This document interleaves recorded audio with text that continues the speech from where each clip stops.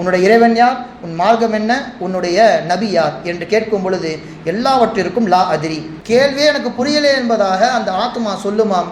அப்போ மலக்குமார்கள் சொல்லுவார்கள், நீ சரியான முறையில் பதில் சொல்லியிருந்தால் நீ சொர்க்கத்திற்கு செல்ல வேண்டி இருக்கும், ஆனால் நீ கேள்வியே புரியவில்லை என்று சொல்லிவிட்டாய், எனவே நீ செல்ல வேண்டிய இடம் நரகம் என்பதாக நரகத்திற்குண்டான இடம் அவருக்கு காட்டப்படும். கபரு பேசுமாம், என் மேலே சென்றவர்களில் நீயே மிகவும் அருவருக்கத்தக்கவன், இப்போது நீ என்னிடத்தில் ஒப்படைக்கப்பட்டிருக்கிறாய், நான் உன்னை எப்படி கவனிக்கப் போகிறேன் என்று பார் என்று சொல்லி கபர் அவரை நெருக்க ஆரம்பிக்கிறது. அங்கிருந்து அதற்கான அதாபு ஆரம்பிக்கிறது. சும்ம யுவ்ரபு மி மித்ரகத்தி மின் ஹதீதின் தர்பத்தம் பைன உதுனைஹி, இரும்பாலான சுத்தியலை கொண்டு அவருடைய காதுகளிலே அடிக்கப்படும்.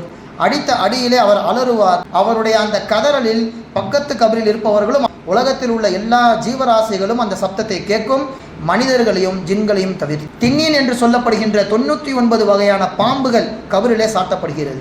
ஒவ்வொரு பாம்புக்கும் 7 தலைகள் இருக்கும்.